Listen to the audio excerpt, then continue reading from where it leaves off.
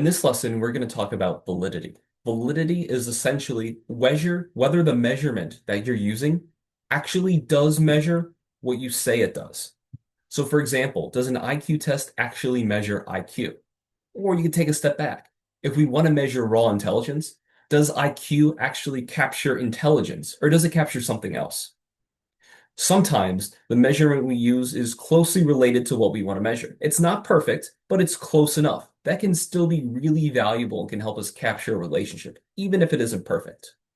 I do that in my own work sometimes when there just isn't a variable that really captures what I'm trying to do, but I have something close enough. We often call them proxy variables. For businesses, you may often be unable to cheaply or easily or quickly get the exact variable that you want, the exact like specific measurement.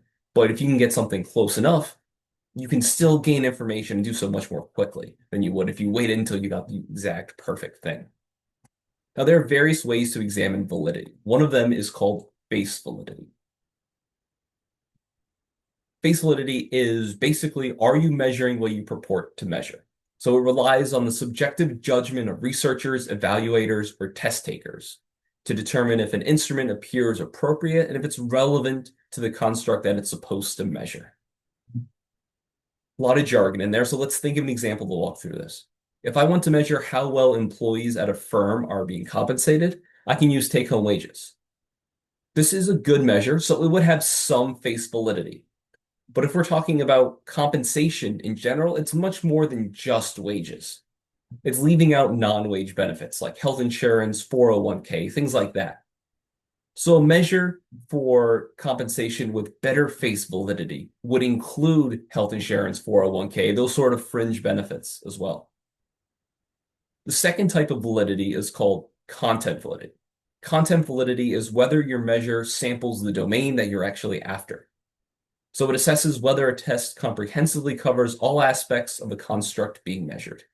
An example here of work domain would be if you want to hire someone who's going to be doing a lot of typing, you give them a typing test.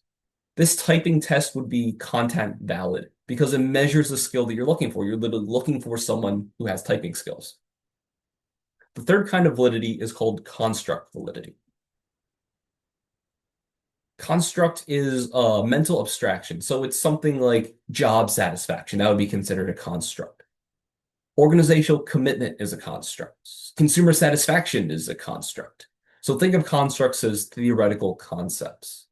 It doesn't exist lying around in nature. It's not something you can look at and directly measure. We create the concept ourselves. That doesn't mean that they're not real or that they don't measure something real, but it's something that we create the definitions for.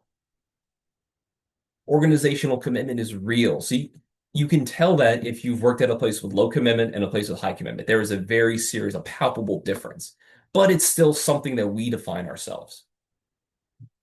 So for an example, think of an intelligence test. How well does an intelligence test actually measure this abstraction that we call intelligence? We could create different definitions for intelligence, and often people use at least slightly different definitions when they're discussing intelligence. Now, to what degree does an IQ test measure intelligence? Of course, there are difficulties with this abstraction or the construct that we call intelligence, but at the same time, I know in my experience, I've talked to enough economists that are smarter than me that I know some people simply have higher brain power, that I just struggle to keep up with them. So there is something that this thing we call intelligence is getting at. Now, being able to ascertain the construct that you're measuring, that it's valid, is very, very important. So whether you're measuring what you purport to measure or whether you're measuring something else. So I think IQ tests do a good job of measuring intelligence, just to stick with this running example, but they aren't perfect. So there was this thing called the Flynn effect. So in Ireland in the 1900s, the IQ tests for Irish people shot up by like 10 or 15 points in a couple decades. It was a very, very rapid change. So the problem is, it wasn't that, the Irish people on average were becoming smarter. It's that other things were going on. So they were, more people were being enrolled in school. So they were getting used to sitting down, taking paper and pencil exams. There was better nutrition. So IQ tests weren't a perfect measure of intelligence. It didn't quite get the construct right in this specific situation. Now, the final method is called criterion related. So this is really important in things like employment testing because you would like to have some sort of test that would help you predict the performance of employees in the future if you hire them. So this is essentially what criterion-related validity is. So criterion-related measures how well a new test or a new assessment correlates with an established external criterion, something like job performance or a measurement of a skill specifically. So at the NFL Combine, of course, they see people play in college ahead of time, but rather than have them play against pros or something like that, they have them test a bunch of skills, a vertical leap, 40-yard dash, things like that. And they use those tests to predict on-field ability. Um, they've done these for a long time, and they tend to have, you know, they tend to pass the criterion related. But there still are some players you see come out with amazing 40-yard dash times that end up not being a good player in the NFL. So it's not, a lot of these aren't perfect. So you can see places where it fails or when in general it does, a good job. Now, there are two methods for determining whether some employment test is going to help you select the best employee. So one of these methods is called concurrent criterion. So concurrent criteria um, is that we have a test that we think is going to be predictive of performance. So we have maybe a sales aptitude test or a test to select people who can write really good computer code. I've taken computer coding tests at job interviews, some going better than others. There was one that I really bombed, and unfortunately, I could say that that one was valid. I probably did not have the coding skills necessary to do that job well. So in that case, it really was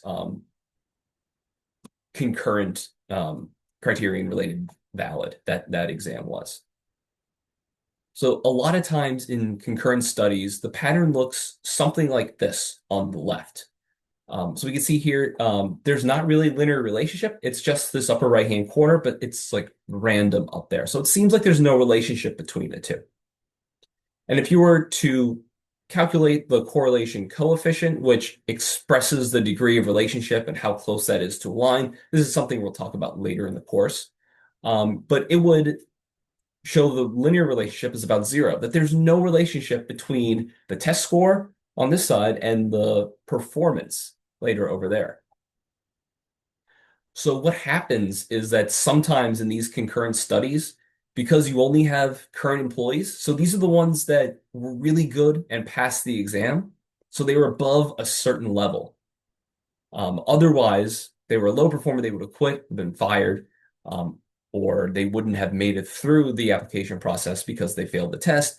It looks like there's not much of a relationship. But what happens is if you include all these people down here that didn't score well on that test, that didn't end up getting the job, you would see that there's a pretty solid relationship. It's just because you're cutting all those people out that there doesn't appear to be a relationship.